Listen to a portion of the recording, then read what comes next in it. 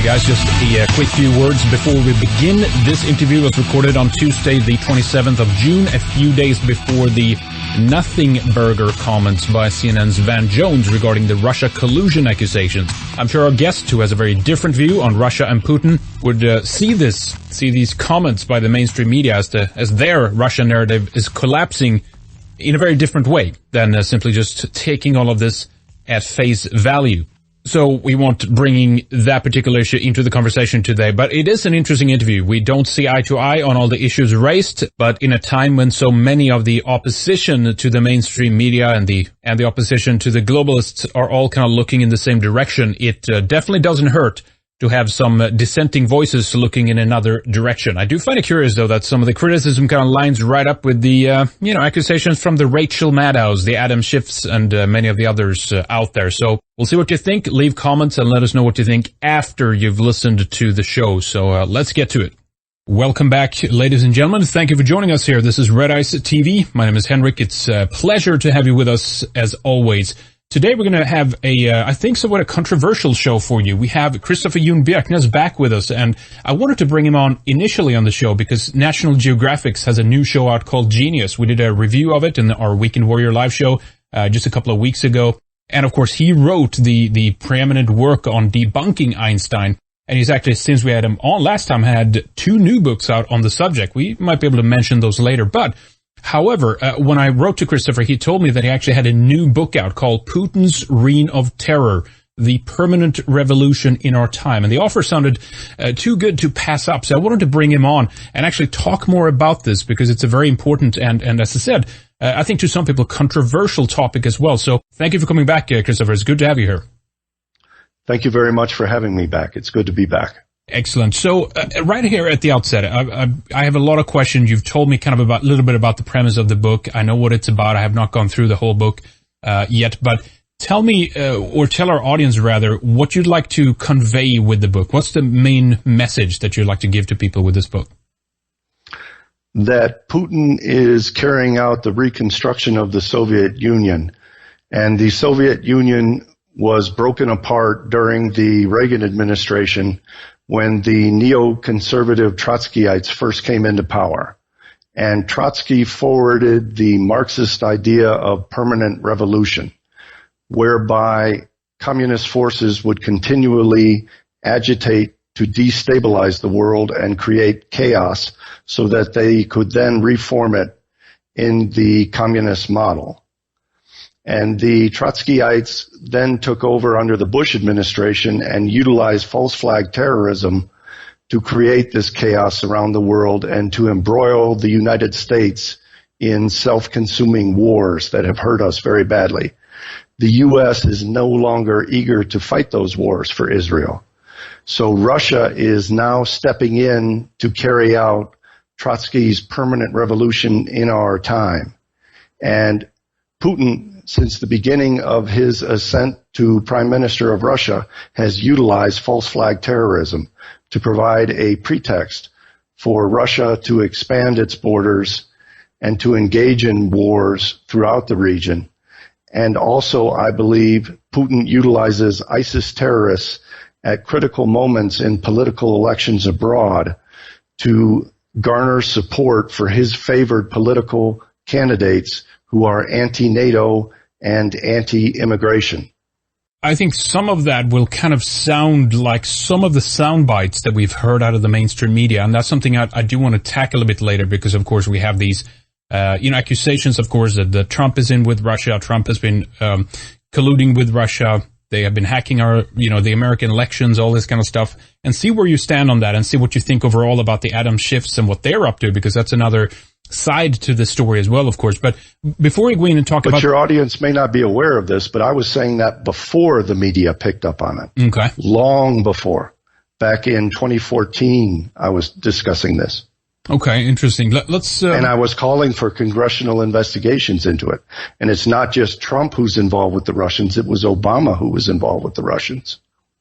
All right, interesting. Let's get into that a little bit more and see if then what they're up to is somehow legitimate, which would obviously be a very interesting take on all of this. But before we go there, Christopher, tell us a bit about the backstory. You were talking about the way that Putin came into power, right? Because we had Yeltsin initially. He was kind of a drunk. He was controlled by all these oligarchs, you know, the Berezovskis. Basically, after the collapse of the Soviet Union, these oligarchs has sucked up all the contracts and resources and everything else and made a lot of money on that. And the story, as I've heard it, is of course that they were betting on the wrong horse. The story about Berezovsky, how he basically took this old KGB agent, Putin, put him in place, and then he turned on them. What's wrong with that story, if you will? He wasn't simply an old KGB agent. He was director of the FSB, which was the successor organization to the KGB. And he was director of the FSB at the time that two Jewish oligarchs, Roman Abramovich and Boris Berezovsky, made him prime minister to succeed Yeltsin. Yeltsin had become a sloppy drunk and was an embarrassment to them. And they needed a strong leader to come in and secure their interests and increase their wealth. And they had seen that Putin was loyal to those people to whom he attached himself. When he worked for the Committee for External Relations of the mayor's office in St. Petersburg, and he had a very corrupt tenure there. And when the mayor was charged with corruption, Putin stood behind him. So the Jewish oligarchs felt that Putin would be a good successor to Yeltsin because they knew that he would protect Yeltsin. They weren't so concerned that he would protect them. They were more concerned that he would protect Yeltsin. And the way that they garnered popular support for this man who was tainted by his relations to the KGB and the FSB, which are largely unpopular in Russia, was to instigate a war in Chechnya that would make him the glorious leader of the Russian people and rally the support of the Russian people behind him. And Berezovsky set up a scheme to have a couple thousand troops invade in Dagestan. I'm not sure the pronunciation. And Putin would then come in and quash this uprising, this Islamic terrorism, and take over Chechnya and appoint a new leadership in Chechnya that would be anti-West and favorable to Russia. And concurrently, the FSB, or KGB is what it really is, had instigated bombings in and around Moscow that blew up apartment buildings. And this was false flag terrorism that scapegoated the Chechens. So Putin began utilizing Islamic terrorism as a pretext to invade other nations. And he created the same terrorism that he was opposing. And the police caught the FSB planting additional bombs in Moscow before they were detonated. And several journalists were murdered reporting on that story. So is that the proof that it was a false flag? The circumstantial kind of, well, the planting of bombs, of course, is pretty caught red-handed. But what else would you say to prove the point that it was false flags and not just Chechens? Berezovsky gave testimony where he revealed the whole plot. He was actually the architect of it, and he coyly hid his role in that, but he pointed the finger directly at Putin and said that Putin was utilizing this false flag terrorism to promote himself and to gain dictatorial power over the Russian people. So what was at the time then, obviously, Putin is fresh in, at the time as president. You said that there was also maybe a psychological issue here, that they needed someone who immediately was seen as a strong leader, right? Because this happened in the wake of him being elected. As opposed to bumbling Yeltsin. Right, exactly. So that crisis was something that strengthened him, which made him liked among the Russian people, correct? And it worked wonderfully well. So he replayed the same thing in South Ossetia in Georgia, and he invaded in Georgia.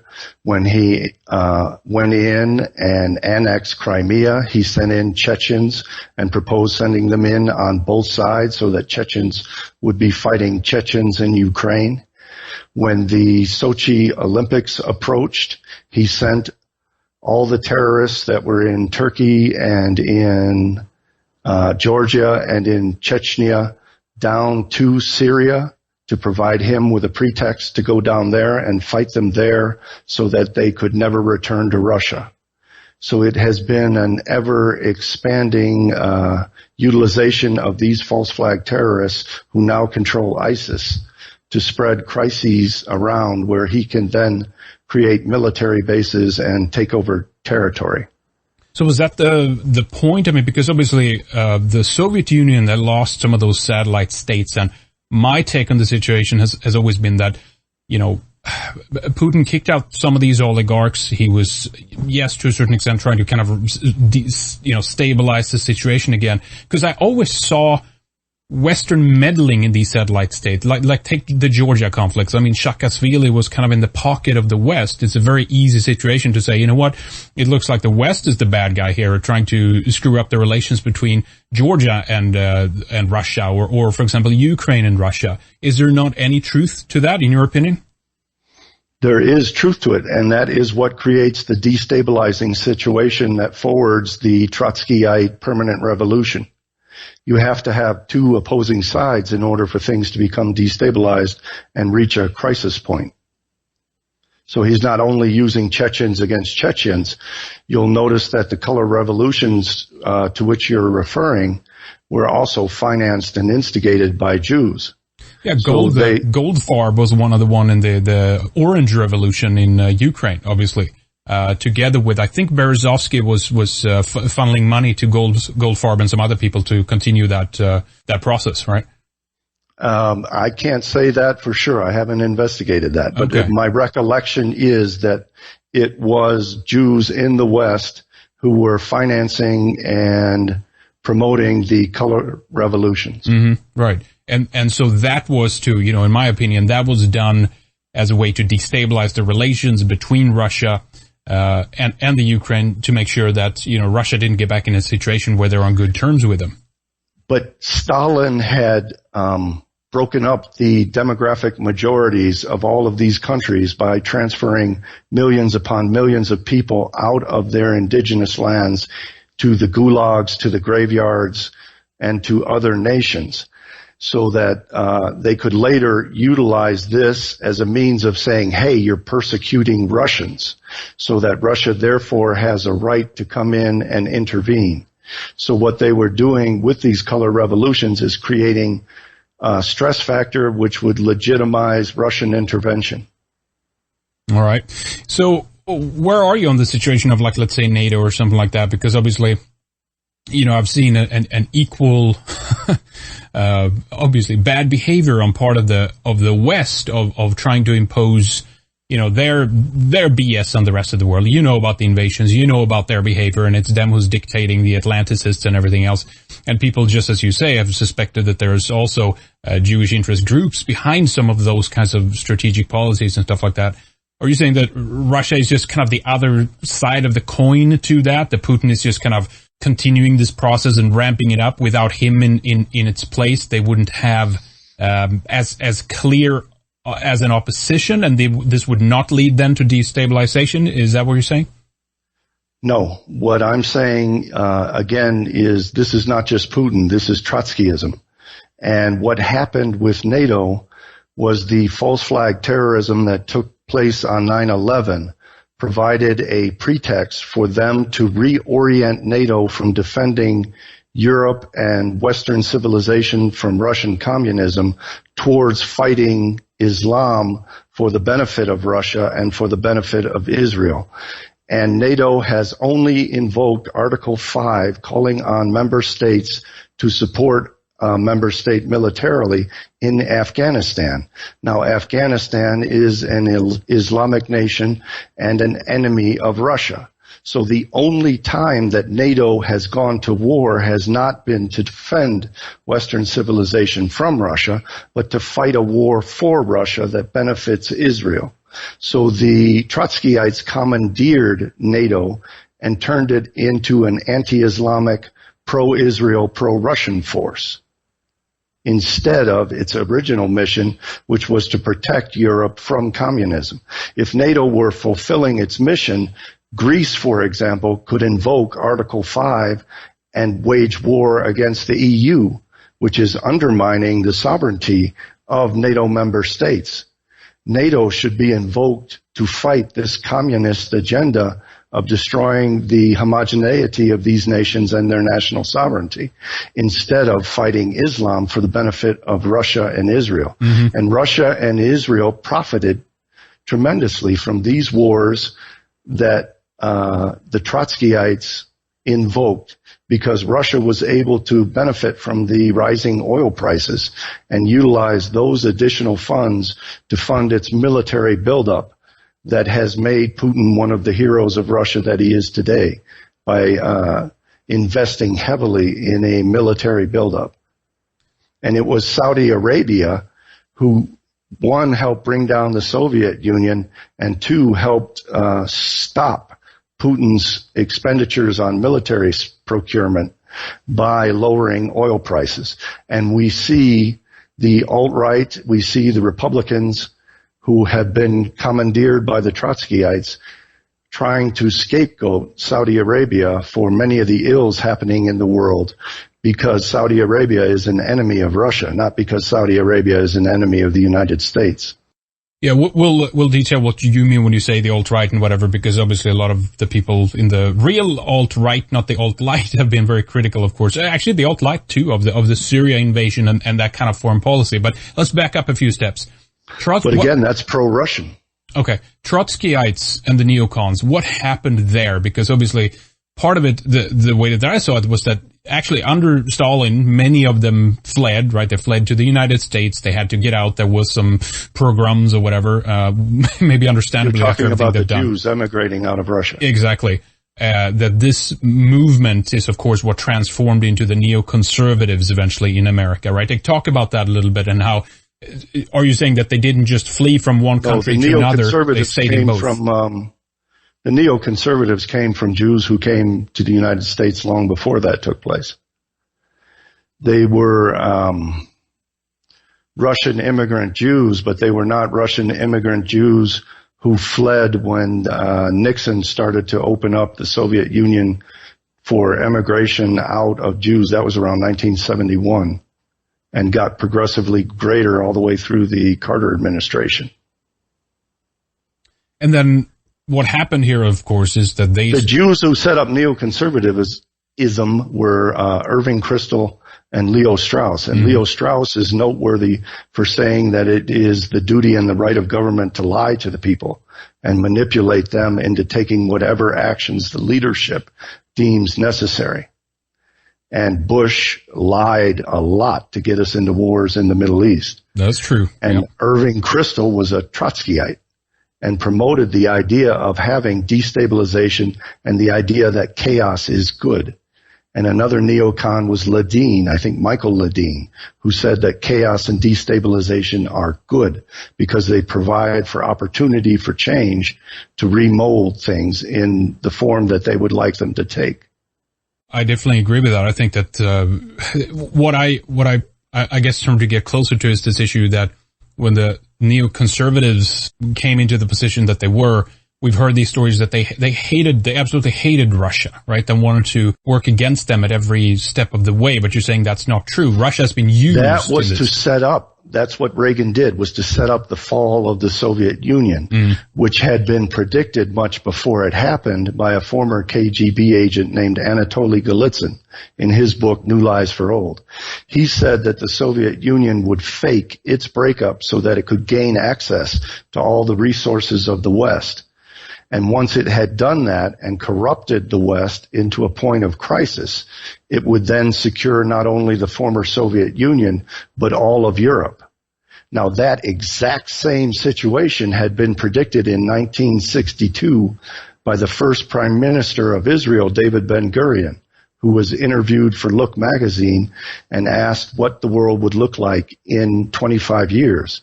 And he said that Europe and Asia would form a Eurasian Soviet Union. And that is what Alexander Dugin and Vladimir Putin are setting about to reconstruct. And they are trying to destroy NATO and utilize the anti-Zionist movement to create a tension between Israel and the West in favor of a Russian-Israeli alliance, the alliance of a communist-Zionist axis. that will cut off Europe from all the energy resources of the Middle East. So the anti-Zionist movement was created by the communists to create a tension between Israel and the West in favor of a Russian-Israeli alliance. Interesting. So NATO in this equation is, do you see that as an actual viable counterweight to this? Absolutely, because they control enough nuclear arms to prevent any kind of major war. But they have to pursue their original mission.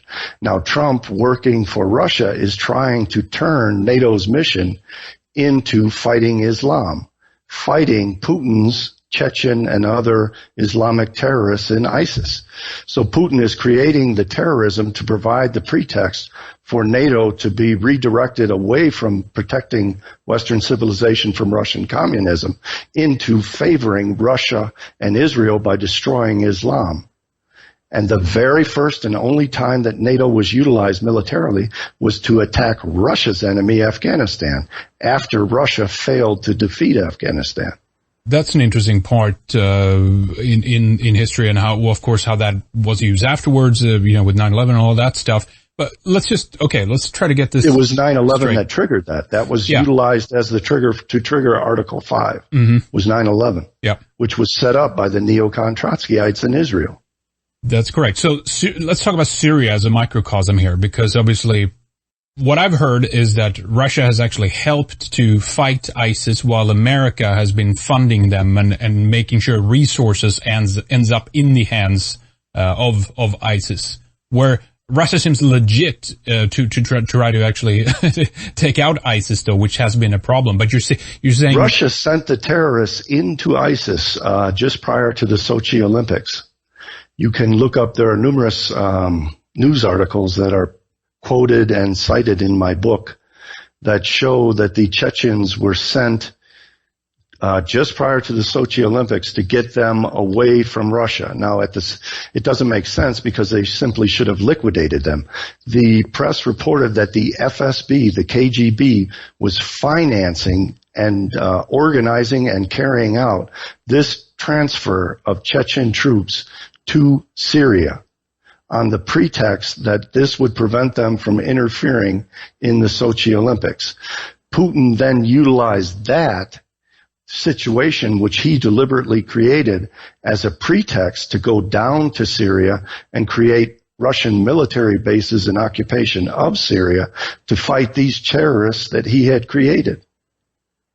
It was a false flag scam. But so there's no kind of real conflict then, in a sense. That's what you're saying between. There is a real conflict, which is grinding up Syria for the benefit of the greater Israel project. Oh, no, sure, definitely. What they're going to do is balkanize Syria, and Putin and the Soviet Union will create an iron curtain all the way around Israel. Throughout the whole Cold War, the Soviet Union had sponsored the Islamic enemies of Israel, which provided a pretext for the American-Israeli alliance, where America armed and defended and fought wars for Israel. They now want to flip that and create a Russian-Israeli alliance where Russia will dominate the Islamic world and create an iron curtain around Israel that will protect it from any Muslim reaction to the Israeli establishment of a new temple on the site of the Al-Aqsa Mosque and the Dome of the Rock by the Wailing Wall. They want to construct a new temple and anoint their Messiah there, which will create an enormous reaction from all of Islam, because the third holiest Islamic site is there, the Dome of the Rock and Al-Aqsa Mosque. So Russia is setting up to defend Israel the way the U.S. had. So we're just being played like both sides here, really. It's theatrics to a certain extent then, because we have a controlling hand behind it. They refer to the, quote, Zionist West, and they pretend to be anti-Zionist, but only to create a wedge between Israel and the West so that Zionism and communism can unite under a Russian-Israeli alliance. And that is the fulfillment of Jewish messianic prophecy, is to have a world government.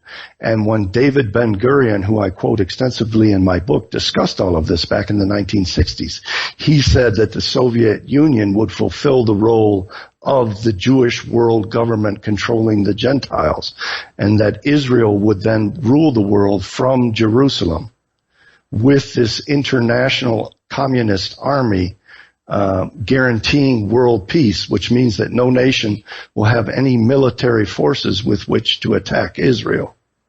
Interesting. So, for those that are like trying to understand it, it's obviously a little bit more of a multi-dimensional kind of a strategy here than just like what you read in the news and whatever. Because I think, Christopher, that when people see the ridiculous accusations in the mainstream press, like, CNN, we just had, there's so many sources now coming out from the Western mainstream about basically how Russia is behind everything. I can't take any of that serious. I can't take the atom shifts serious. It's like it's just big hot air. I haven't seen any proof for any of this yet. That is the goal, to create a process of KGB demoralization. You'll notice that none of this happened prior to the election, and it should have happened. And that is why Trump is now crying foul. He said that Obama had all of this information prior to the election. Why the hell didn't he do something about it? Well, the reason he didn't do anything about it was so that they could create this conflict post-election whereby people became so demoralized that they had no means of discerning in a rational way what is true. And you see the media accusing Trump of iterating false information, and Trump accusing the media of being fake news. And this is classic textbook KGB demoralization of target nations that they want to destabilize. So we are now in the midst of a communist destabilization of the West. And another group that is promoting this destabilization is the conflict between neo-Nazis and Antifa.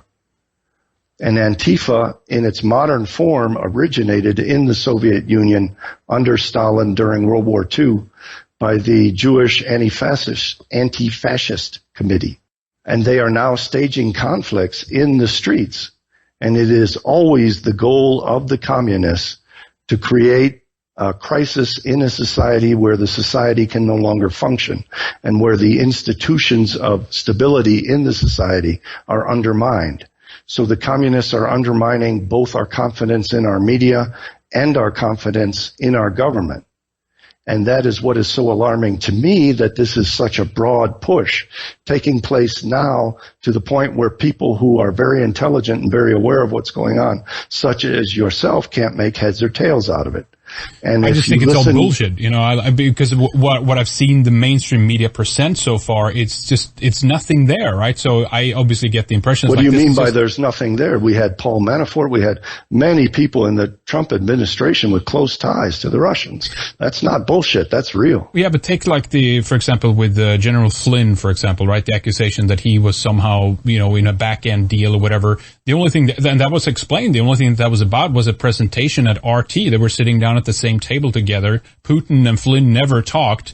They were at a dinner together. Putin made a speech. Afterwards, he was told, well, there was an old general there or whatever, yada, yada. Nothing, no proof was said that, well, they got together, they talked about this. The same thing with these ambassadors. It's like, well, you were going to have ambassadors meeting with other people. When was from the other last countries. time you were in Russia meeting with Putin in front of RT? You speak of these things as if they're normal and not unusual. Well, he's a statesman. If you he meets thousands of people, obviously. He's a statesman, right? Not necessarily, no. He's confronting an enemy of our country, and he is a military man, and he should approach it with that sensibility, that he is in the midst of people who want to do us harm, people who have nuclear weapons pointed at our families and pose an imminent danger of the extinction of our nation. He should not be chumming it up with our enemies, nor should many of the other people who are very closely allied with Donald Trump, including Mr. Kushner. And Mr. Kushner and Jeff Sessions should have disclosed all of their meetings with the Russian ambassador and the fact that Kushner was trying to establish back-channel communications with the Russians. These people are our enemies. This is outrageous. And the alt-right has become so anti-Western and so anti-American that you can't even perceive how horrendous this behavior is, when 30 years ago the average American would have immediately reacted that this is all treason. Yeah, I mean, it depends on what Russia is. I mean, this is the thing. It's all about identifying who they are in the situation. What do they want? Are they truly anti-Western? Has that not gone away? I mean, listen to what Alexander Dugin and Vladimir Putin have said. Putin said that the fall of the Soviet Union was the greatest catastrophe in modern history. Dugin has said that all of Europe should be vassal states serving the Soviet Empire so that Malta is not only reestablished, but that Russia can face absolutely no enemies or threats whatsoever. They are deliberately undermining us to create a situation of security for themselves. That makes them our enemies. But obviously people, what they will hear with this is that you're basically agreeing with the mainstream news, and that would be their beef. No, I'm agreeing with facts. Right. Yeah, but I'm saying those facts should have come out prior to the election, and they did not, which proves that the media is in on this process of demoralizing Americans. I was putting out those facts before the mainstream media was. And I quote sources in my book who were alarmed as I was that the mainstream media was overlooking all this. There was an article in Mother Jones News where the man was flabbergasted that Hillary Clinton had said that Trump is colluding with the Russians and that the Russians were hacking the election, and the mainstream media didn't cover it and didn't make it a prominent story. And he couldn't believe that that was taking place. He thought that should be front page news around the world, and it wasn't. Now, after the election, they're jumping on everybody to confuse the American public and to turn us against ourselves and divide us. Yeah. So it appears to me that this was done deliberately so as to create a situation of conflict. Now, this is something I've always felt, and I agree with you definitely on this point, that, you know, when I've been watching RT, for example, and I've said this for years, Lana can attest to this, I've always said, it's almost, I've had this idea that it's almost that they want to bring insecurity to the American psyche, right? They always hammer on stories which undermine credibility of the American government, and undermine the credibility and scapegoat the American government for what other people are doing. Exactly. That has always been a communist tactic, is to blame America and the CIA for everything that Soviets and KGB have done. And at the same time, then, I can't help to agree with those sentiments because the West is corrupt. It is owned, and we know those things. Do you see what I'm saying? It's like, yes, I understand we have an enemy over there. RT does not say that Israel and the Jews and the Jewish bankers run the media in America and are doing all of this to forward the interests of Israel. That's not what I'm saying. And that's what the truth would be. Yeah, no, that's not what I'm saying. They're misdirecting you. I'm just saying, misdirecting you so that... Listen, man. No, I'm just saying that with the knowledge that we have on our side, we know how corrupt the West is. We know who's ruling that and stuff like that, right? So I can't help to agree when that's being criticized, if you see what I'm saying. I understand what you're saying, but I'm saying that it is a misdirection and a falsehood by not including relevant information that would allow the American people to understand the forces that are corrupting it. Sure. When you say it is corrupt, you're speaking in a kind of a passive voice, which deflects attention from those who are corrupting it. And those who are corrupting it have also corrupted Russia. Why isn't RT focusing on Vladimir Putin's tens of billions of dollars and his kleptocracy, where he allows his Jewish friends, such as the two young Jews that he grew up with, Arkady Rotenberg, and his judo coach, Rachlin. Rotenberg's become billionaires. Many Jews have become billionaires under Putin. Now, when the Russian media has tried to cover it, and he sends out assassins to murder those who do. Let's talk about that for a little bit and get into the backstory. Let me pull up an article here, for example, because you mentioned this to me before we got going here.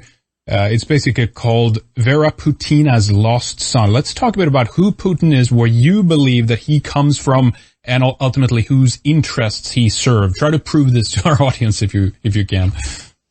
Well, Die Zeit, which is a very well-respected German news organization, published an article fairly recently which recapitulates a lot of information that has been forgotten that several journalists tried to get out around the year 2000 when Putin was coming up for election. There was a woman named Vera Putina who said that Putin was her illegitimate son. And there are school records for this child, Vladimir Putin, in the community where Vera Putin lived. And she had photographs of him, and she offered up the idea that there should be a genetic test, that she could prove genetically that she is Putin's mother. And the KGB came down and intimidated her and confiscated her photographs and harassed the community and her family to the point where she will no longer discuss it. But in 2000, there were two prominent journalists who were going to report on this story, and they both died under suspicious circumstances. Well, one was obviously assassinated, and the other was in a plane crash that took out not only him, but many of the associates he was working with who opposed Putin. So it appears that these journalists were murdered before they could expose the story of Putin's true roots. Would it just be, in your opinion, it would be a done deal if we could prove that he's not what he says he is, right? That there would be enough on a genetic level to prove that he's a son of this lady, and I guess she's Jewish, the lady? Is that correct? No, I don't believe she's Jewish. Oh, okay. But she looks a lot like him. No, that's not the tack that I'm taking on this. Okay. I'm just saying that Putin deceives people, lies, and in 2000 this was a very relevant issue to his election. With RT and his corruption of the media in Russia, he's very popular now, and it's a different situation. He would have the means to obstruct Russians gaining information about this story, and I don't think he would ever consent to a genetic test, so it's a moot point. But she, not me, offered up the idea that there should be a genetic test, and she was certain it would prove that he is her son. Okay, interesting. So how would that change the dynamic? It would mean that he's just basically a puppet. He's being just controlled. He's a person we don't know who he is. We don't know about his background. We don't know where he comes from, etc. No, it is a revelation into his character and his use of terror. And that fit in with my theme in the book that Putin is utilizing Trotskyite terror to maintain his power and grow his empire and to put people into power in other nations who favor him. And in my book, I give many examples of how there is frequently a spate of ISIS terrorism just prior to major elections where his candidates are up for election. And those terrorist acts always benefit his candidates. And another thing that I address in the book is, for example, Galloway and Corbyn, hard leftists and anti-Zionists in England. Corbyn is very pro-Putin. So we see that this anti-Zionism is used to drive a wedge between the West and Israel in favor of a Russian-Israeli alliance. And it takes place from many angles. Tell us more about what that would mean. Let's talk about the situation in Europe a little bit now, of course, with increasing Islamic influx. We have terrorism at a fever pitch rate at this point. But it's Putin that's inspiring much of that terrorism, and the influx of immigration was brought about largely by Angela Merkel, who is an old friend of Putin. So I am postulating the theory that they are creating these crises so that they can then propose a solution. And what is the absurd solution that they propose? Dismantle NATO and succumb to Russia. Mm-hmm. When it should be, NATO should be focused against these EU forces. NATO should be attacking Merkel as a communist subversive of a NATO member state. Yeah, they will never do that, obviously, because they're in on it. I wouldn't say things like that. That's defeatist. They must do something like that if the white race is to survive. We cannot survive by embracing the very communists who created this crisis so that they could propose an anti-Western solution to the anti-Western crisis they created. Interesting. So that would basically mean then that let's kind of run through with that scenario a little bit, because that's interesting. At what point do you think that if things go through as they plan it, would Russia be proposed as someone who would restore order, if you will, in Europe? Would our nations kind of not be able to deal with the level of terrorism at that point, and we would seek external help, but not turn to the NATO's? We would turn to Russia, for example. There are two things happening which I think are revelatory and can explain the answer to your question. Russia is now set up Erdogan in Turkey to be anti-NATO and to propose a false dilemma to Europeans. Either you allow in the Muslim hordes and support NATO as an anti-Muslim fighting force, which is absurd, or you vote for pro-Putin candidates who dismantle NATO. Now, you see the same thing taking place in Greece with both Syriza and Golden Dawn. They are both anti-NATO and pro-Putin.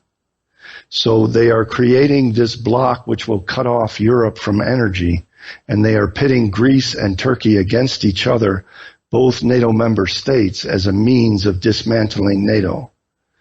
Once they have dismantled NATO and put in people who are pro-Russian in government, they may or may not invade, or it seems that they want to spark kind of crises between the Muslims who these politicians will then try to chase out, and between neo-Nazis and Antifa, so that society becomes so confused and dysfunctional that they will welcome in the Russians as a quote-unquote stabilizing force, just as he tried to do in Ukraine, in Crimea, and successfully do. He did it on the pretext of those Russians that Stalin had put in, but he will find other pretexts. And one of the pretexts that he is doing by duping the alt-right is creating a pretext that they are fascists. He doesn't call them Nazis because Nazi means National Socialist.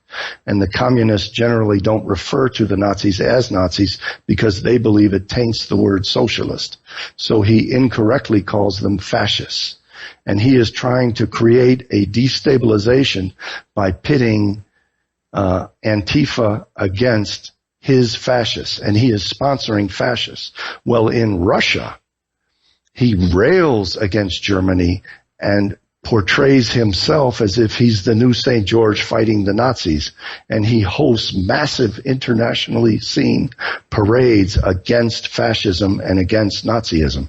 So where is this hypocrisy that the neo-Nazis support Putin, who hates them and says that he will destroy them at home while supporting them abroad? And how can people justify Putin's hypocrisy in supporting neo-Nazis abroad while conducting anti-fascist parades in Russia? How is he supporting them? What's the proof of that? The proof of that is their support of him, which is irrational. Why would Nazis support a KGB communist? Well, again, they just see it as an anti-establishment position. No, right? Anti-Western position. Yeah. No, and exactly. they're the West. Yep. It's completely absurd. Now, something that is completely absurd, you have to is he funneling money find your proof into and who benefits from it. Right, but is Putin funneling like resources and money or setting up conferences or something like that in Europe to fascist groups? I suspect that he is, yes. And he has financed or provided loans to political candidates like Le Pen, who are called fascistic in the media, even though they are not. Right. But in Greece, you have very leftist Syriza supporting Putin, and you have anti-Zionist Golden Dawn supporting Putin. Why is it that this is the only thing that they can agree on? Is that NATO has to be destroyed and Putin is our savior? That is so contrived and absurd that you find your evidence by asking who benefits from that. And obviously the only person who benefits from it is Putin. Yeah, I think it's a really important position to take to make sure that we just don't walk into something just because it's beneficial, just because we have such self-loathing and hate ourselves. And I agree with you on that sentiment. I've always felt that is like much of it has been about undermining our own confidence, to lose our belief in our own system, our own countries, so that we simply will just walk away from it and let it rot from the inside and crash, instead of saying, you know what, let's go into the political system, let's steer this up in the right way, and use the institutions that we have in place to take back control of our own countries again, right?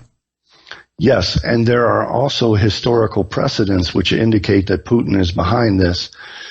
There was a communist neo-Nazi organization run by Czech intelligence which assassinated someone in France and blamed it on neo-Nazism when it was actually run by the communists. The Kampfverbund for something. It's in my book. I can find it. There is also the historical precedent that Anatoly Golitsyn said that the Russians would create these organizations to undermine the West and support the KGB. Now, when we look at the standard of proof, which is essentially what you're getting at, you have to have a very low standard of proof when dealing with the KGB because their entire existence depends on their concealing what it is that they're doing. We were watching some of the footage, of course, from some of the protests and things like that that's been going on. There's a couple of things that have happened, of course, in Russia with the clampdown, as you say, on certain groups has been ferocious. And I know that internally they have imprisoned people who are supposedly National Socialists, I believe. I've heard, rumors of this, that there's, again, they use those quotation marks, fascist groups in Russia, right? That's been Putin has gone after them, basically, jailed some of them, I believe, too. Briefly, before we take a break in between the segments, and then we'll talk a bit more about your book here at the end, too. But you mentioned this opposition leader, Alexei Navalny. Tell us about him. Navalny. Tell us about him a little bit. I don't know all that much about him. I was just simply stating that he is the current face of opposition, and so is Kasparov, the famous chess player. But they are not allowed to engage in a truly democratic process to unseat Putin. And we, as Westerners and sponsors of Western civilization, ought to be concerned about that and not celebrating that. I find provides proof that these groups are being backed by Putin is their interrelationship, their constant promotion of communist and Bolshevist iconography, like, what's his name, Andrew Anglin opened up his website, Total Fascism. But when I looked at that website, it showed Nazi iconography, which is not fascist. And then it was showing Russian women in Bolshevik regalia and celebrating them, and celebrating Putin, who was the antithesis of everything that Adolf Hitler publicly stood for. Now, why are these people who are Westerners promoting an anti-Western agenda as if it will save us? They're trying to make us suicidal. They are convincing us to destroy ourselves because we are supposedly immoral due to the corruption of the Jews. Well, they promote a person who is in bed with the Jews, Vladimir Putin. How can that not originate from the people who are benefiting from this, especially when it's textbook KGB behavior? Yeah, we got to get you on here, Anglin. We'll sort this out with Christopher here. No, but I think a lot of it too. No, I would love to. There is a lot of trolling. There is a lot of humorous things. There is a lot of things within the alt-right, which is, I don't think, I get what you're saying and I understand, but at the same time, it's a tongue-in-cheek thing. It's a way of making fun of it all. He's not tongue-in-cheek in his support of Russia, and he supported Red China, and he has degraded the West, and many in the alt-right degrade the West, and I heard Anglin once saying that he didn't care much for the Bill of Rights. And another thing that goes on between the Russians and the Israelis is that the Russians don't care about human rights. So the Israelis view them as a superior ally to the U.S. because the Russians won't care if the Israelis genocide the Palestinians. And I've seen that in the Israeli press that, hey, maybe we ought to consider an alliance with Russia as opposed to the United States because they have no regard for human rights. All right. Well, we can continue to talk more about it here in the second segment. So obviously, I think some of you guys out there will be interested in this and trying to find out more, both in terms to try to understand, of course, Christopher Ljungbjerk's position, but also, of course, I think that the very cautiousness that he's bringing here to the situation is a very valid one, and we should think about what we're doing. I get that point. So tell us, Christopher, where people can, obviously I have a link up here to Amazon. That's the best place to go if people want to read more about the book and pick up a copy. Is that correct?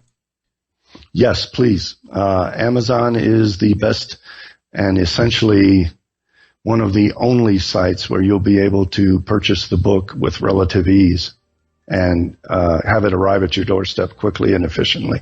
Okay, sounds good. We're going to keep talking more about this, and of course we can see if some of you guys out there have some other input on this. Maybe we can have, that would actually be interesting, have a debate or something like that and see what their positions really are on some of this stuff. All right, folks, that ends the first segment with Christopher Jon Bjerknes. We get further clarification on some of the issues in the second segment here, second hour. I don't agree with some of the conclusions Bjerknes has come to. I will just have to find out a bit more what his position is, read some of the sources in his book. And obviously we need to be skeptical about the mainstream, but also about the arising and fast rising tide of the opposition to the mainstream. We know how both sides are played and that the core usually controls the different wings of the beast, as it were. What I find curious, though, is that some of the conclusions line up right with the mainstream. I think it's important with dissenting voices, and frankly, I don't know who Putin is or what his agenda is or who controls him. We don't know much about the inner mechanics of Russian politics and who pulls the strings behind the scenes or even in the open, or what ideology Putin actually is pushing and what he actually believes in. Obviously, I think Putin is a smart statesman and would not deny taking benefit from playing a favorable rising tide to him in America. I think what Christopher does here is to argue that we cannot just look at the first level to things. We have to go a bit deeper. We have to understand that some of these guys are playing 4 or 5 levels down or moves ahead, whatever you prefer. And I think Christopher is asking us to think about who we are defending and aligning ourselves with. I think it's a wise attitude to have, just to think and also look more in detail about how this might play out in the future. I also know, though, that some of the, Russian or pro-Russian and pro-Trump trolling that we've seen, from the alt-right, more so from some of the more extreme ones and some of the light ones as well, that has been more about poking fun at it all and simply making the mainstream paranoid to try to get them triggered. For example, I know that Lana has put, Russia or Russian on her Twitter account as a way to kind of get the mainstream journalist to, pick up on that as proof that, she's a spy or working to undermine America or something like that. It makes them paranoid, and obviously that is not true. But it gets the mainstream prostitutes in the media all rustled, and we like that. It's fun. And I think that Chris might frankly not understand some of the nuances of the counterculture and their affinity to Putin in all of this. What I'm saying is it's not all serious. We cannot take it all literally. To some, however, I think it might be, sure, but on par with, calling Trump the God Emperor. I think many knows that Putin is not a savior and they're not pushing him that way. They're only taking him in a favorable light because our politicians, our elite, our establishment is so anti-Putin, right? But we'll find out more about this in the second hour. Christopher shares some more of his research with us, but also sends us a warning about the KGB, communism, the destruction of the West, and those who seek to destroy it. So tune in at redicemembers.com. Sign up for a membership. It's only €5 per month. We have subs from 3 months up to 2 years, so sign up and support our work. Regarding some upcoming news, we have a live stream from Oslo planned for Saturday, July 1st at 3 p.m. Central European Time. That's 9 a.m. Eastern Time. It's a Skansen forum with some speakers. We are planning on bringing this to you live. Then on Sunday, we have the Weekend Warrior, a live TV show only for members. We put it on Sunday this weekend due to the fact that the conference is kind of clashing with the Saturday live stream. So more info about all of this at redice.tv and also on redicemembers.com. Thank you for listening, guys. I hope you enjoyed this first segment. You want to find out more, sign up right now at redicemembers.com. Thank you, guys. We'll talk to you after the break.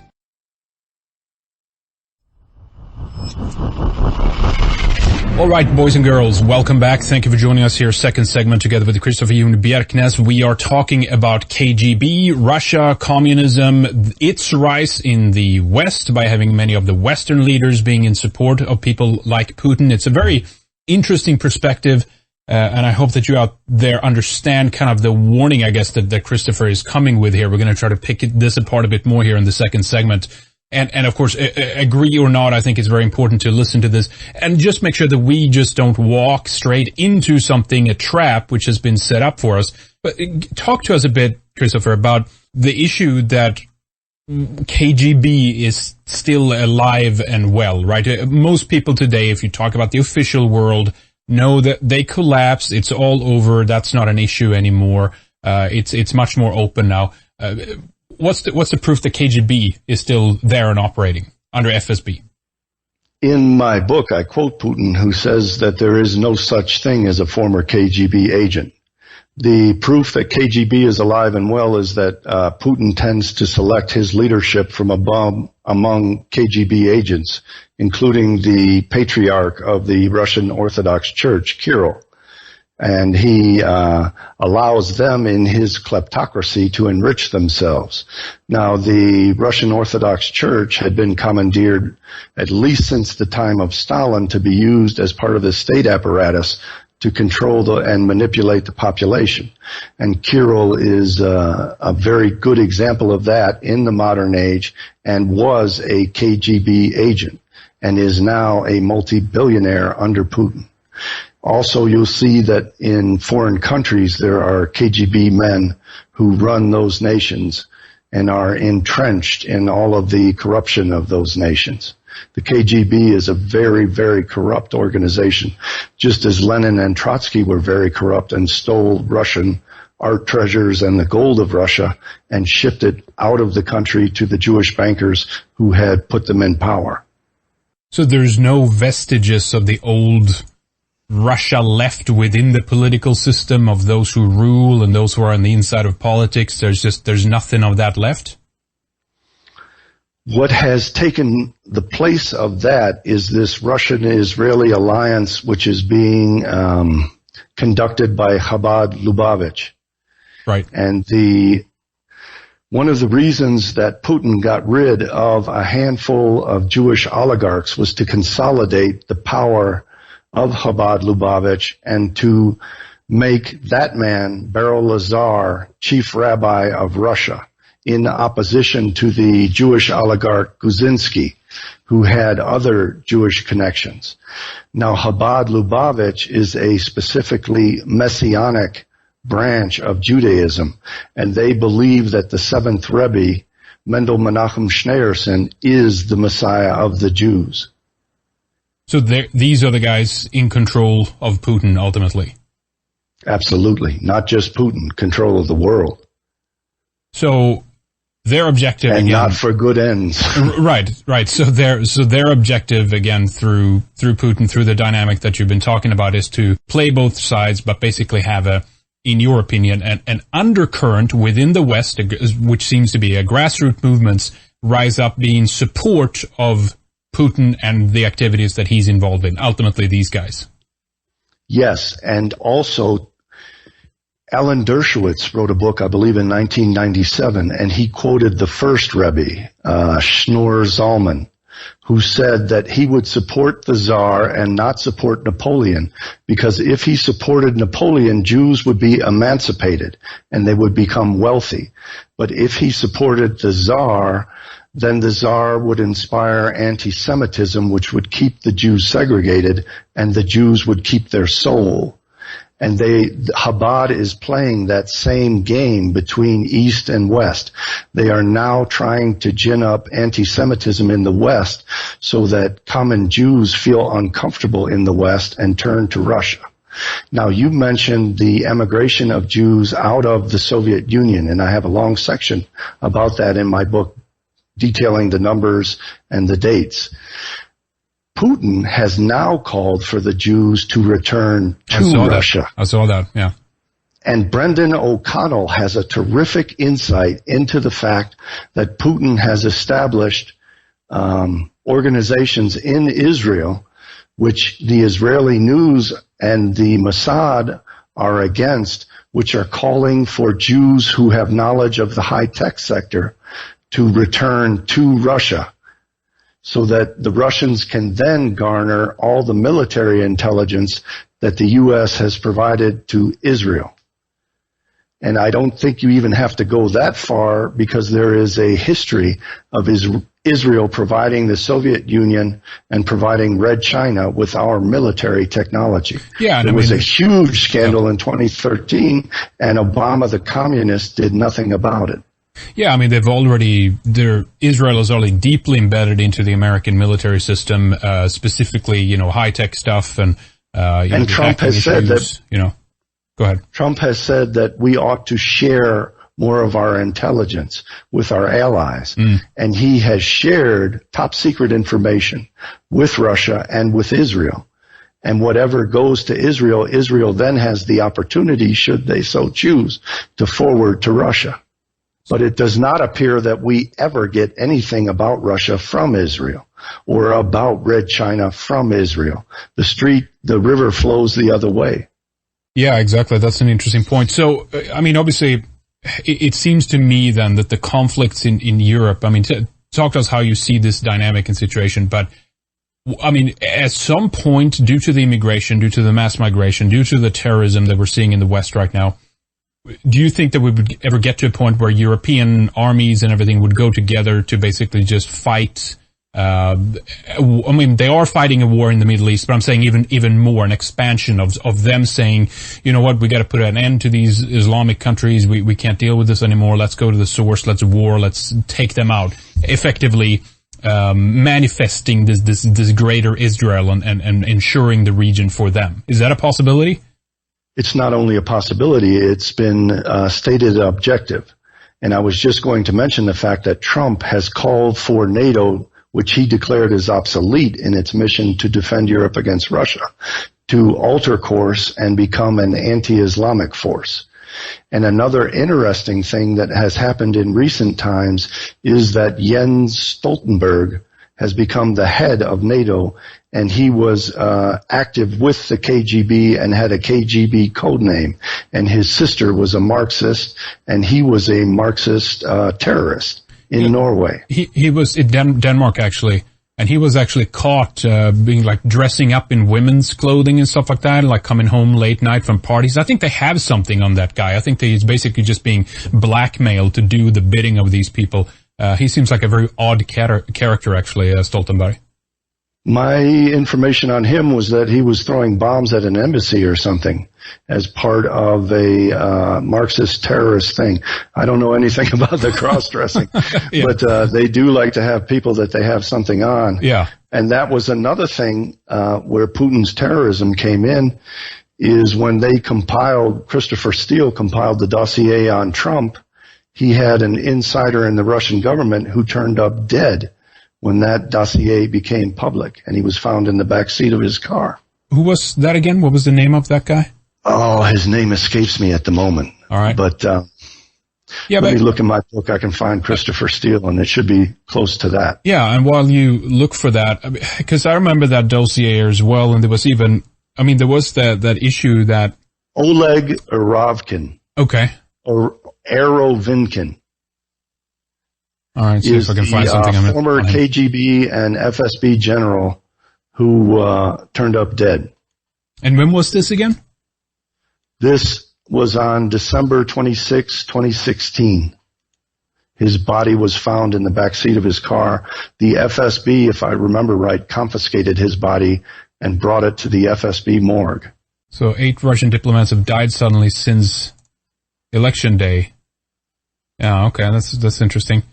Let me go back to the dossier a little bit you mentioned as well, because I feel that there's deflections obviously within this issue, because many of them have been dead ends, right? That the mainstream accusations, some of them, have not gone very far. And I've always felt that if there's nothing to it, people will be able to figure that out very quickly and say, well, listen, there's nothing to this. These Russia conspiracies are just crazy. They're just made up because there's no hard evidence at the end of that. But what I'm saying is that what if they're giving us then basically a phony version of all this? The dossier, I remember back, it was initially information had been linked to BuzzFeed News, and they decided to publish it. Wasn't this with the accusations that Trump had rented a hotel room in Russia to pee on the bed or something like that? I mean, there was these outrageous, ridiculous... With prostitutes to have golden like showers. Yeah. But I think what's happening is that what you're describing does not show that there is no basis for these accusations. What happens in the press is that they exaggerate things, and then the exaggerations are taken to dismiss the entirety of what is being accused. And then people say, well, there's nothing to it. just because the exaggerations aren't true doesn't mean that there's nothing to it. If somebody shot someone and somebody tells a tall tale that he shot him with a 12-gauge shotgun when in fact he shot him with a 22 long rifle, the guy was still shot, even though the story had been embellished and the embellishment was false. Yeah. So do you think that the mainstream are sincere in their intentions to try to figure this out, or are they part of the deflection to bring out some of this nonsense to get people who are a little bit more intelligent, first level, and just say, what is this? There's nothing here. It's just a lot of, smoke, right? I think if you watch it closely, you'll see that there are crescendos that build in these stories, and then they pull back and they appear almost to support Trump, especially when he does something that benefits Israel. And what this does psychologically to the American people is confuse us to the point where we cannot rationally discern what is true and what is not true. And it is part of the KGB program to demoralize and destabilize America and the West to the point where we don't have the means of discerning what is true, and all of our institutions have broken down to the point where we no longer have faith in government or media. And I think the media is imploding on itself on purpose. That's interesting. Yeah, because then that would explain potentially. I remember I was arguing with another guest a while back where they talked about, Trump is in on it. He's, the guy they wanted and all that stuff. And my point was, well, it would have been awfully big risk of the mainstream media to put themselves in such vehement opposition to Trump, because this obviously have helped to discredit them, right? It helped for a lot of Americans to say, the mainstream media are lying. They're just making stuff up. They don't make even sense anymore. Like this latest CNN debacle where these 3 people were walking away, or they were fired from CNN because they were just making up a story and they were just lying about stuff, right? So people looking at this and they just say, there's nothing behind this. But and then who takes over the narrative? The narrative is then taken over by the quote unquote conspiracy theorist alternative media, anti-Zionist media generally, that forwards the Russian agenda of pushing a wedge between America and Israel and towards Russia, because their message is Jews in the West bad, Russia good. Right. Now, Putin says, and it's not that simple. Putin says, if the West is being bad to you Jews, come to me. So an alliance is being formed between Russia, Israel, and world Jewry. And it's an artifice, because these people are acting against our own internal best interests in favor of our enemy's best interests. Basically, again, I know we're going over this, but communism is a mechanism, a vehicle, a tool to control large populations. What communism did to Russia is something that it can, and if it could, will do to Europe and America again, correct? Absolutely. And who invited Russia into all of Eastern Europe? The Nazis. The Nazis imploded on themselves, and that is when Malta occurred, and the communists took over all of Eastern Europe, which they did not have prior to the war. And I think that they are trying to set up something similar, where Putin can create fascists so that he can oppose fascists and use them as a pretext to invade Europe, the way that he has created Chechen terrorism and ISIS to use as a pretext to invade other nations and occupy them. Communism fulfills the Jewish messianic prophecy that the Jews will rule the world and take over every government. And when you say communism, you mean internationalism, basically a world government, right? I mean a system of political thought that is engineered by Jews to fulfill Jewish messianic prophecy, whereby they destroy the best of the Gentiles, the bourgeoisie class, the intelligentsia, and they diminish the genetics, especially of the white race, through miscegenation with other races and by killing off the intellectual class and destroying any sense of national cohesion and national heritage.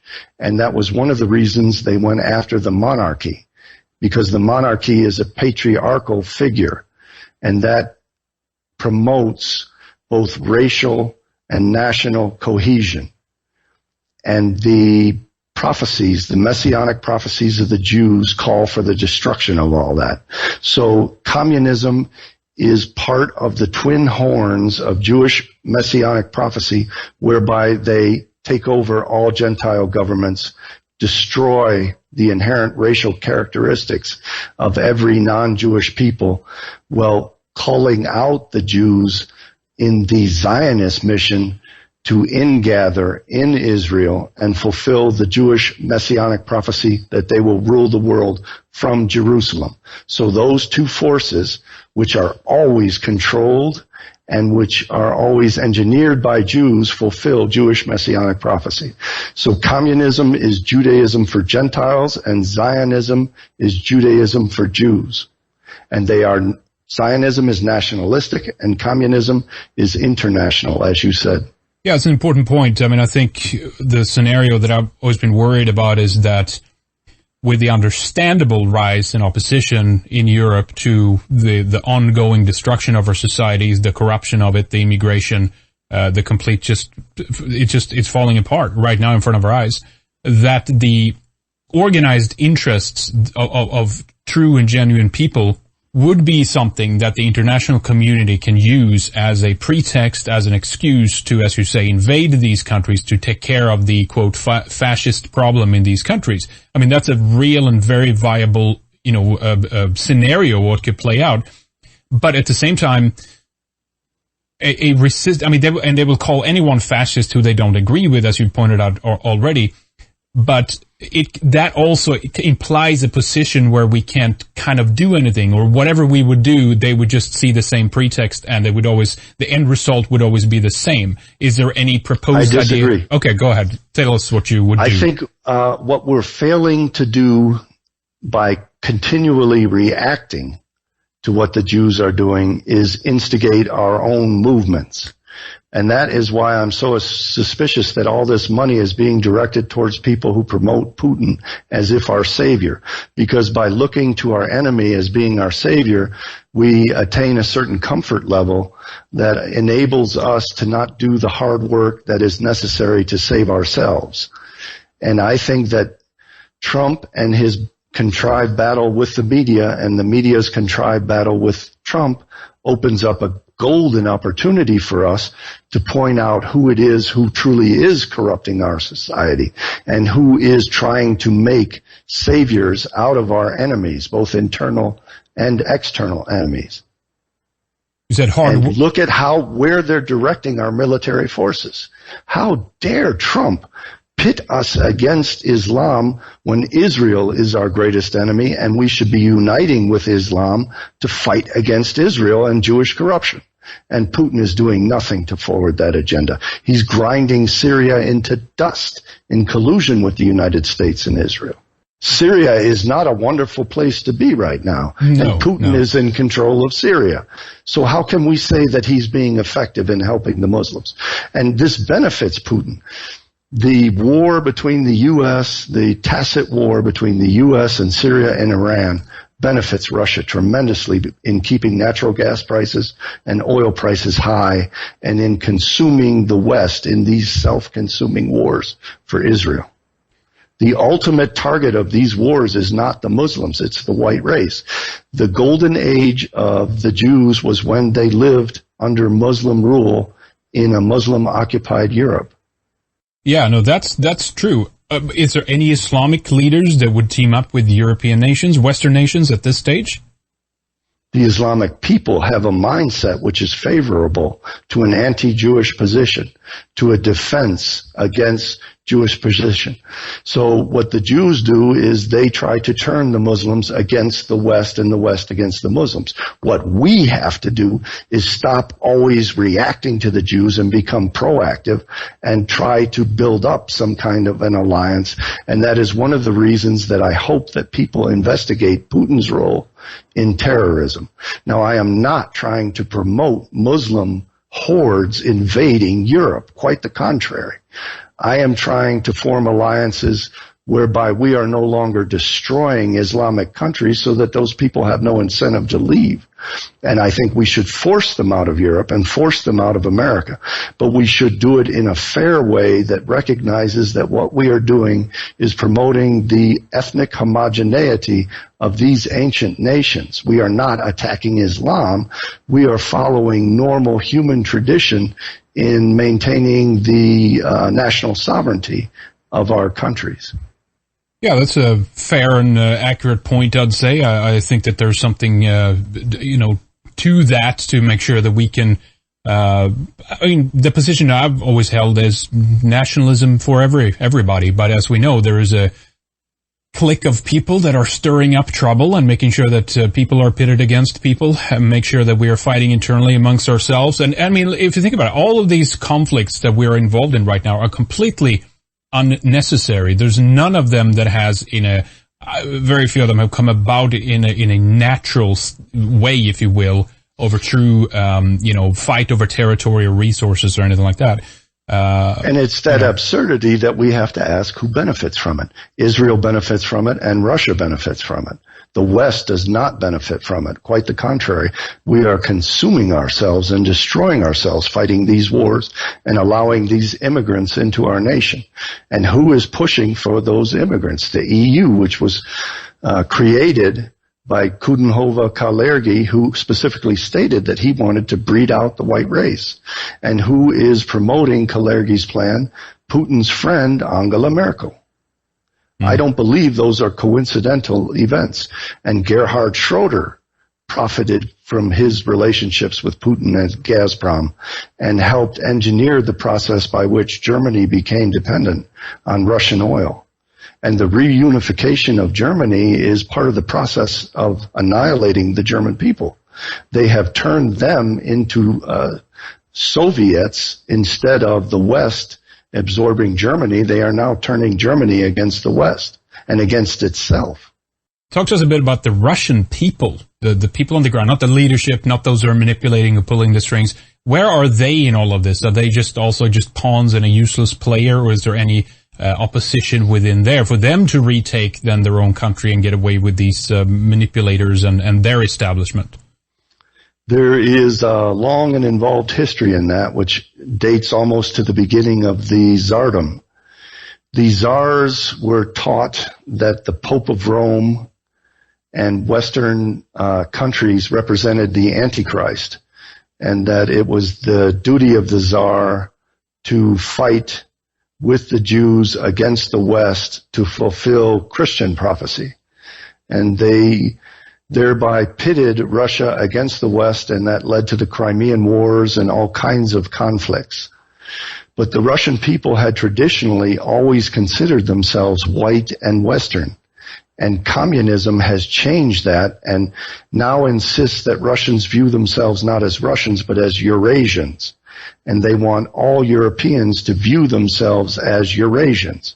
Now there are billions of Chinese who fit in that Eurasian definition who can be marched straight into Europe and overwhelm Europe in a period of 5 years. And I suspect that's what Putin is up to. He's going to do what Stalin did. He's going to breed out the white race by transporting large populations of people to other countries and shuffling everyone around and opening up the borders to Eurasians and allowing in even more Chinese and Pakistanis and Indians into Europe. Do you think that we can trust anything Putin say? Oh, Putin's KGB. How can you trust what he says? Just because he says it doesn't make it false. But I don't view him as an honorable man, if that's what you're asking. Yeah. He may very well say things that are true. The devil can quote scripture in his favor. Yeah. Yeah, that is true. It's a very interesting dynamic because, again, it means we're just sandwiched between these different forces, and we're just, as usual, we're just pegged between all of this stuff, and it's very difficult for us, of course, to be in a position where we can see all the different layers of the players and try to, head in the right direction. But earlier said, do the hard work to save ourselves. What else would you, if you could pull the strings, if you could have your way of how people would go about the situation, what would you see people do to help dismantle the opposition that we're looking at? We need a well-stated political agenda and a manifesto, as the National Socialists issued the 25 points. We need something similar to that. We need a symbol, we need a leader, and we need a political party. And we need to celebrate our national heritage, to start bearing more children and to educate them as to who and what they are, and that they have to defend themselves and honor themselves.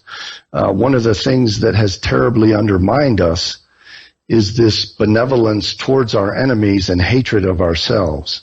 And we have to change that. And I think that America serves as a wonderful example, despite what the communists say, of what Western civilization can produce. It is the gem of Western civilization. Our Bill of Rights, the lands that we hold as our territory are beautiful and vast and give us tremendous strategic military advantages. And that's another thing that the communists are trying to undermine with their secessionist movements, is they're trying to balkanize America.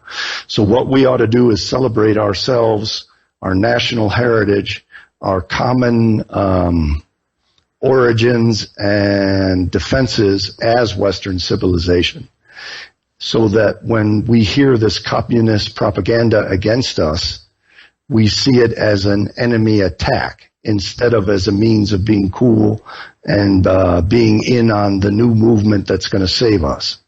If we look at the Frankfurt School, which of course planted a lot of these anti-Western seeds within our civilization, starting to see or the sprout, if you will, these seeds of doubt within ourselves.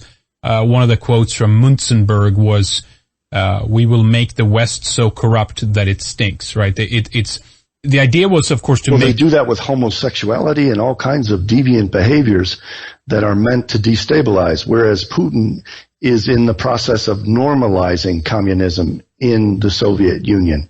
And in the process of normalization, all of the categories that were pitted against each other to create the process of destabilization are eliminated. And all those people who were pushing homosexual agendas, interracial agendas, anti-religious agendas, hatred of your national heritage in favor of internationalism, all of those get taken out. And then the process of normalization is undertaken, whereby the communists who are now in the seat of power want the nation to be functional and normal and to behave in a normal way so that the counter-revolution can gain no foothold with which to attack the revolutionaries. We have to normalize before we enter a crisis, is what I'm getting at. We have to normalize our society. We have to establish that our traditions were survival prone, and that now that we have abandoned our traditions, we are vulnerable to attack and are dying out. So we have to reestablish our traditions, sanctify our traditions, embrace our traditions, promote them, and teach them to our youth. And we have to have that youth. We have to increase our birth rate. Yeah, because right now, of course, no one has that faith. They don't believe in anything. They've given up on it. They want to see it fall, almost in a way, right? I mean, your point is... That's why the media is doing what you're saying. They're exaggerating these stories and confusing everyone to the point where they don't know whether it's up or down. And as I said, it's like, we will make the West so corrupt that it stinks. I carry that line with me from the Frankfurt School, the Munzenberg, but your faith is that we can save the West, and we got to adopt an attitude that will take us in that direction. Is that correct? Not only that, but my position is, my God, what a great position we're in. Look at the strategic advantages that America has. Look at the strategic advantages that Russia has. The white race between Russia and America controls almost all of the nuclear weapons in the world. That's one of the themes of my book, E equals MC squared and the Jewish Agenda, is that they pitted us against one another. But if we were to ally with each other, we could preserve ourselves forever and eliminate nuclear weapons from all of our enemies. We control all of the food production in the world. We can control all of the other races and all of the other territories, and we're in a wonderful position to do it. The dollar is the standard international currency, and you have the libertarians and the communists constantly attacking the dollar and promoting the idea of BRICS to undermine us. But we are in a wonderful position if we simply hold on to what we have instead of giving it away out of altruism and self-hatred. So what we have to do is make people aware of how wonderful these things are that we have so that we don't voluntarily give them up. We should not be promoting secessionist movements. We should be saying, look at how great America is. From coast to coast, it's beautiful. It has great food production. It has energy production. It has great people, great minds, great infrastructure, great industry, and we have to build those up. By causing us to hate all of those, we enabled the communists to transfer our production to China. But hasn't Trump... And they did the same thing to the English long ago. The socialists made the English think that they were child exploiters and that their industry was horrible and that they had to destroy their industry in order to save themselves. And they had to give up all of their colonies out of altruism so that they would then be good Christians. And in the process, they themselves destroyed their own empire. But Trump surely has become a carrier of that intention of America first, and let's bring back the jobs. Let's make sure that all of this... He's a carrier of the message. Yeah. But he commandeered that message from us. And he is now reneging on all of those promises. Kushner was over in China making deals to profit off of that, and right away, Trump backed off of China. Trump is also agitating with North Korea to set up a nuclear conflict. Now, North Korea, as I point out in the book, was created by the Soviet Union. Kim Il-sung was, I think, a captain in the Soviet army, and it was the Russians who made him the leader of the new North Korea that they created, which would pit the Korean people against itself, as the communists often do. And isn't it ironic that now Trump is agitating for war with North Korea, and Trump's presidency was engineered in Russia, and North Korea was engineered in Russia, and this is going to stratify and destroy our relationships with China, Taiwan, and South Korea, because we are going to be seen as instigating a war that no one wants, when in fact we have every right to respond preemptively to North Korea's threats against us. And I suspect that it is the Russians who are behind this because they created all the forces which are now in play. Yeah, interesting. I wonder if people will agree with you on this. And of course, they need to pick up the book to find out the details of this too. And obviously, for understandable reasons, people will be suspicious of mainstream sources. Is that your primary sources, or do you go behind the headlines to dig out this stuff to prove it to people? My primary sources, I believe, are historical facts that are not in dispute. No, I'm just thinking about, some of the issues of, the back-end deals and the proof that, Russia was hacking the election and this kind of stuff. That's what I'm talking about. My source for that is Trump. Trump has now said that Russia has hacked the election, that he was lying when he said it was a hoax, and that it was Obama who allowed it to happen. Okay, I agree with that. So why don't they prosecute Obama? Why don't they put him in jail? And there were many things that Obama did to benefit Russia. He allowed Russia to invade the Ukraine and to annex it. He did not call Putin a liar to his face when Putin said the little green men were not Russian forces. And he did nothing punitive to shut Russia down. When Russia annexed Crimea, NATO should have invoked Article 5 in defense of its agreement to defend Ukraine when it set up an agreement with Ukraine that if they surrendered their nuclear weapons, NATO would become their guardian. And what could have happened is that Turkey could have shut off all of Russia's access from the Black Sea to the Mediterranean. And another thing that could have happened is the big banks could have shut Russia down immediately. And Obama had no leadership whatsoever to oppose Putin's invasion and annexation of Crimea. He should be put on trial for treason for that. He should also be put on trial for treason for colluding with the Russians to hack the 2016 election. But he's not. And where is the prosecution of Hillary Clinton that Trump promised? Well, he's given up on so many things. What about the wall? What about bringing back? What about what about the jobs? I actually read the other day. I don't know if it's true. I hadn't confirmed it yet, but that more refugees so far up till this point is more in this term than what Obama led in this period. Right? He's actually continuing the program, but it's even worse than what Obama was doing. It's like. And it's worse because these people now have diseases which are evolving constantly under these horrific social conditions that they live in to become resistant strains and lethal strains. And we're allowing these people in without vetting them medically. And we're setting ourselves up for some horrible epidemics and all other kinds of problems. And we're surrendering our national sovereignty. That's treason. He's committing treason, the same treason that Obama was committing. So why is the alt-right supporting Putin when Putin handed us Trump? Well, you cannot deny that they were promoting each other during the election. I mean, I saw it with my own eyes. I don't have to rely on mainstream media. And I was saying these things before the mainstream media was saying it. I think the mainstream media can also say things that are true. Just because the mainstream media says them doesn't make them true. But it is revealing of what their agenda is, because they're selective in what they reveal and they're selective in how they present it. And they never, ever present the fact that it is international Jewry which is behind these machinations, and neither does Putin. I think after the strike on Syria, a lot of people in the genuine alt-right obviously immediately started to back out on Trump, and the consequent, falls of all the issues that he was supposed to deal with, which he hasn't, has caused a lot of people to back out.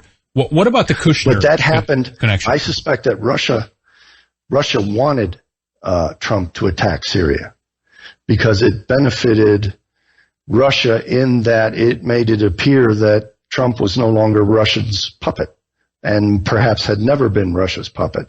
And that attack happened immediately after the dossier was released. And it took the dossier out of the news cycle and made it seem absurd. It may well have been the Russians who instigated the chemical attack. I don't believe Assad had any involvement in a chemical attack. It would be suicidal. No, I don't believe that either. Who had access to all those airports that were bombed and happened to have Russians at those airports that were bombed? Maybe it was the Russians who were hitting people with chemical weapons. But the alt-right will always and only blame the West. Now, that helped take that dossier, which was highly explosive. Mm-hmm. I mean, it made some very serious accusations, and not all of those accusations have been discredited. I think only a few names got confused, and that aspect of it was discredited. Talk to us about Kushner and his position here, and what is he doing? I mean, I feel that he has definitely been the one who's pulling a lot of strings on the back end. What do you know of him? If you want to know Jared Kushner, take a look at his father and what happened with his father's sister and her husband, and with an Israeli and the governor of New Jersey, and the relationship that Israeli had, the homosexual relationship that they had that brought down the governor of New Jersey. And Chris Christie was involved in the prosecution of Kushner's father. So we know that the Kushner family is very strongly Zionist. And Jared Kushner and Ivanka Trump visited a shrine or the grave of Menachem Mendel Schneerson, the Messiah of the Jews and the head of Chabad. So he is part of that Chabad cabal, together with Putin and Putin's rabbi, Beryl Lazar.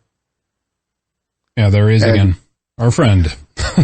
And why is Jared Kushner setting us up to be friendly with the Red Chinese and to invite Red Chinese into our country and invest their money here, buying up our country, when we should be fighting back against the Red Chinese, their co-option of our industry, and just simply tell them we're not going to pay you those debts because you obtained them through the corruption of our government.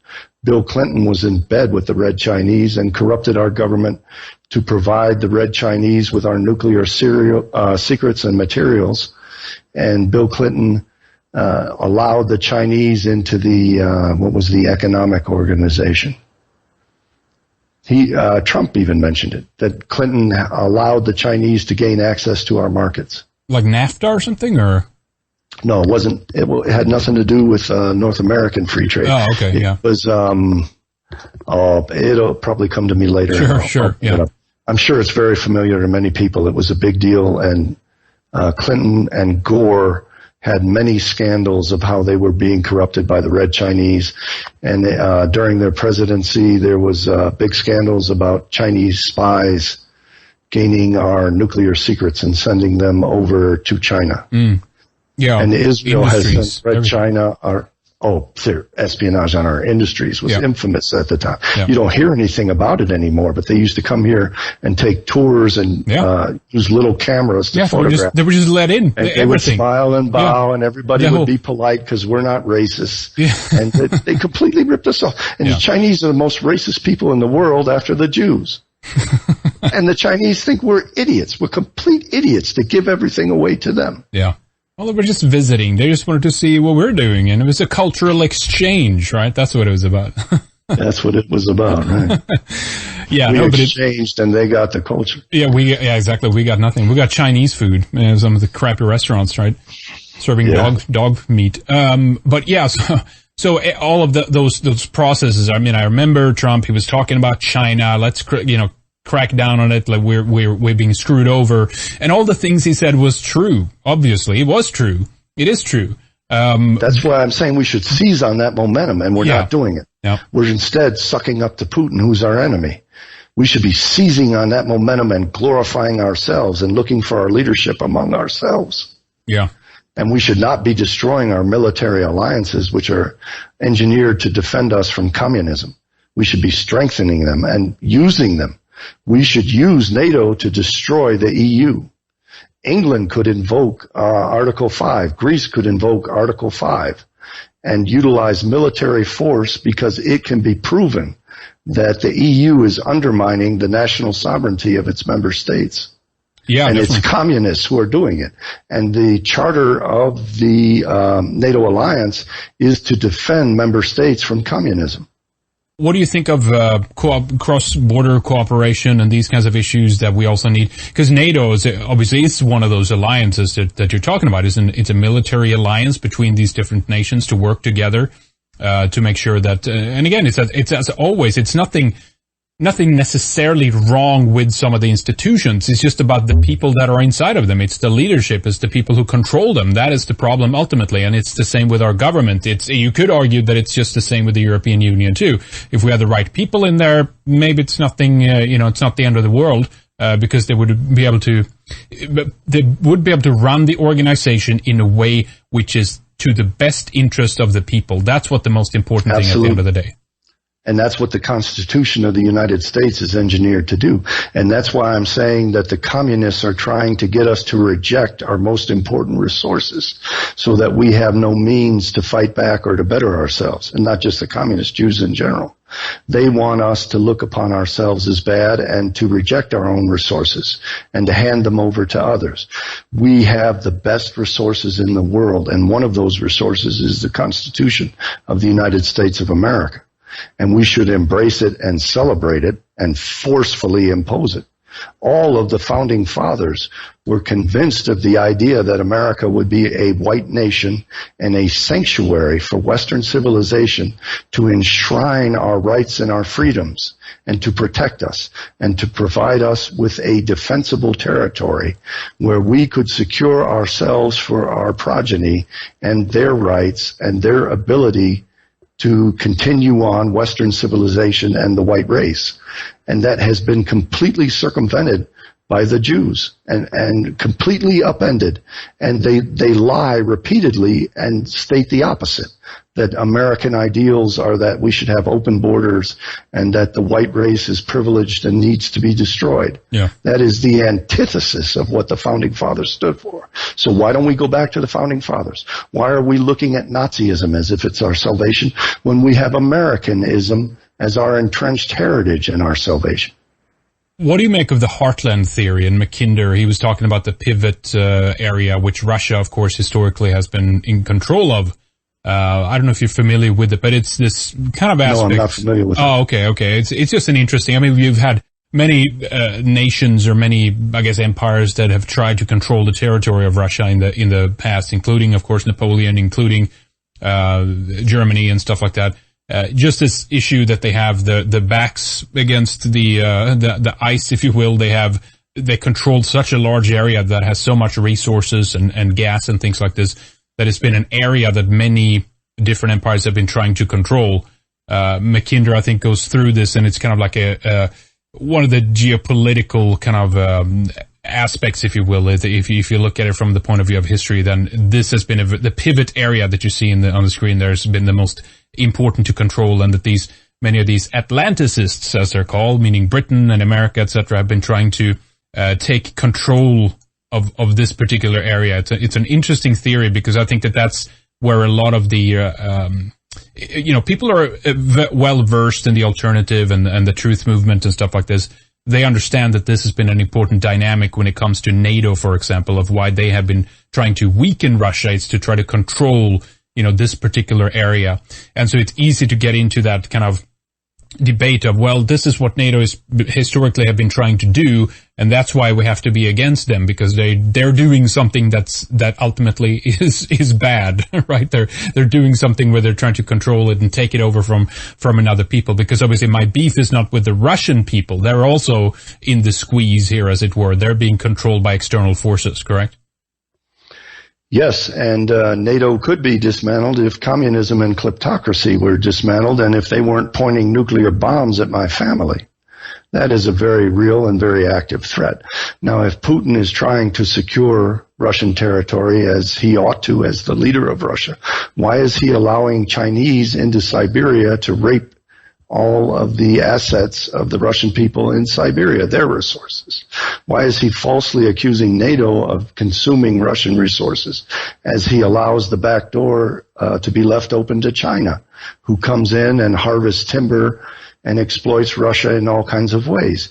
He does it because he is not looking after Russian interests. He is looking after the interests of international communism. Yeah. Yep, it's a very interesting take. So, Christopher, what else is in the book? If it's a major area that we haven't addressed yet, would you like to talk about, so people know what some of the other aspects is in the book as well, or maybe just tips for people before we round off for this time?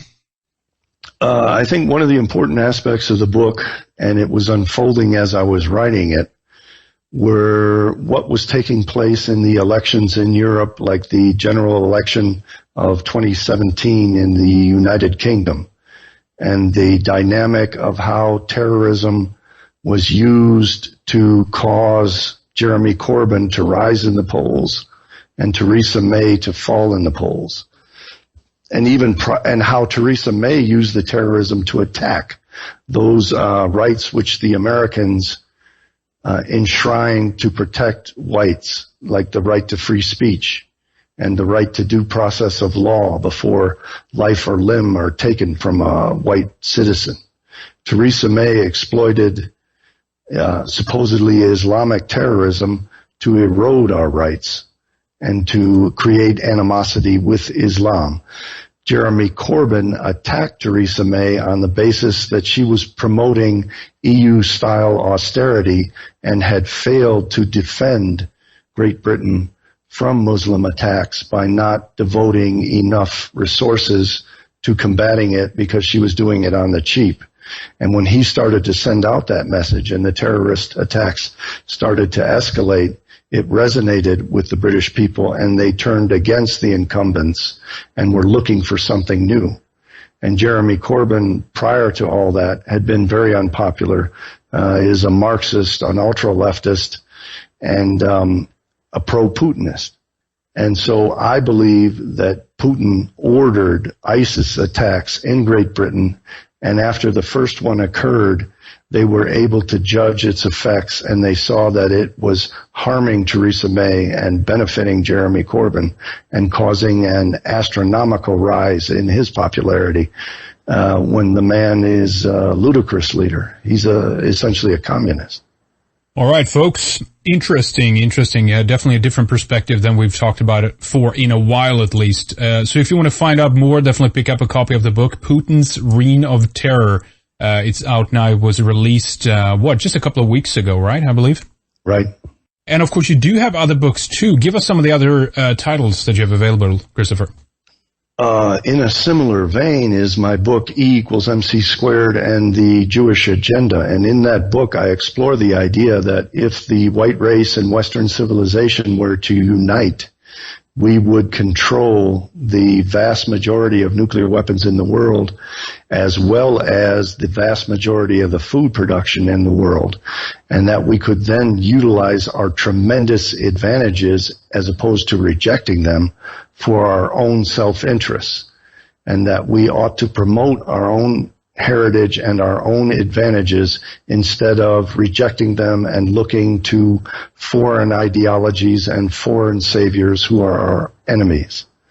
And I also detail in that book all of the Jewish messianic prophecies which can be fulfilled through the use of nuclear weaponry, and that the Jews have a schedule at which they intend to bring about the end of the world.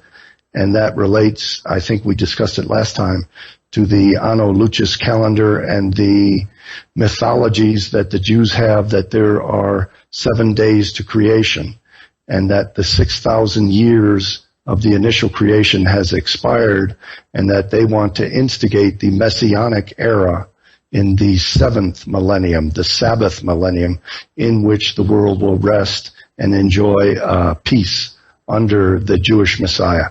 And I provide all of the rabbinical and Judaic sources for all of that information. I quote several rabbis who say exactly that in the year 2000, there has to be the beginning of the Messianic age, and the Gentiles have to be exterminated.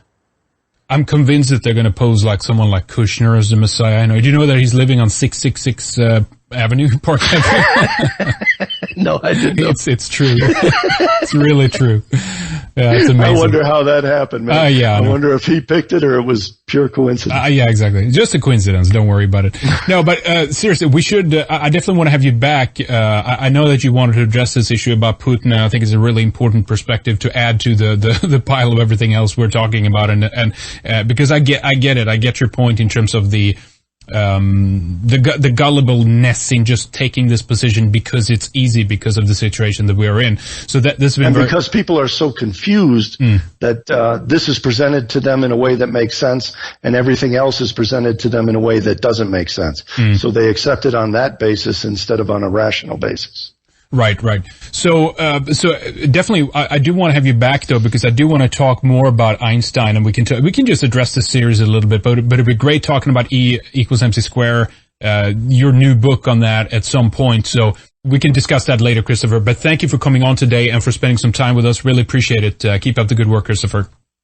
Thank you so much. I know you're going to take some heat for this, and all kinds of accusations are going to be leveled against you as a result. So I want to make clear that these are my views and not your views, and I appreciate your admiration of the First Amendment and allowing me to express what I believe, even if you disagree with it. You got it. Exactly. That's what this show always has been about and always going to be about. Let's bring on different viewpoints and get it all out on the table. So thank you, Christopher. I appreciate that. Thank you very much. Well, guys, before we wrap up here, just want to share some of my thoughts before we terminate the show for this time. I don't agree with some of the conclusions Bjerknes has come to. I just don't see some of it. But I do see other aspects of it. I just will have to find out a bit more for myself, look deeper into some of his sources and research. Obviously, it's not a bad idea to have dissenting voices when everyone is looking in one direction. It's important that we have folks looking in the other direction to see what's going on. Obviously, we need to be skeptical about the mainstream. But also, and this I agree with the fast rising tide of the opposition to the mainstream. We know how both sides are played, and usually there is a core that controls the different wings of the beast. Now, what I find curious, though, in this case of the show is how some of the conclusions line right up with the mainstream. So, I do think it's important with dissenting voices, but sometimes it almost seems that they're just coming around on themselves, and we have, weird kind of way people, lining up with the mainstream. But, just from my own point of view, I frankly don't know who Putin is, what his agenda is, or who controls him. We don't know. much about the inner mechanics of Russian politics. At least I don't. We don't know who pulled the strings behind the scenes or even out in the open for that matter, and what ideology Putin really believes in versus what he's pushing, etc., or what he says, right? We shouldn't take any politician's word at face value, obviously. I mean, Putin is a smart statesman, and, you know, he would probably not deny himself taking benefit from, playing a role that's favorable to the rising tide of opposition in America. I think what Christopher does here is to argue that we can just not look at the first level to things. We have to go a bit deeper. We have to understand that some of these guys, they are 4 or 5 levels down, or 4 or 5 moves ahead, if you prefer that term.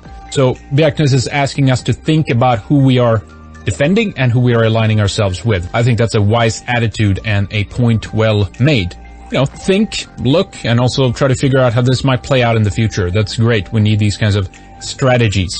I also know, though, that some of the Russian or pro-Russian and pro-Trump trolling that we've seen from the alt-right, from more, extreme and famous voices to some of the more unknown and alt-right characters too, much of that has been about poking fun at it all and simply making the mainstream paranoid to try to get them triggered.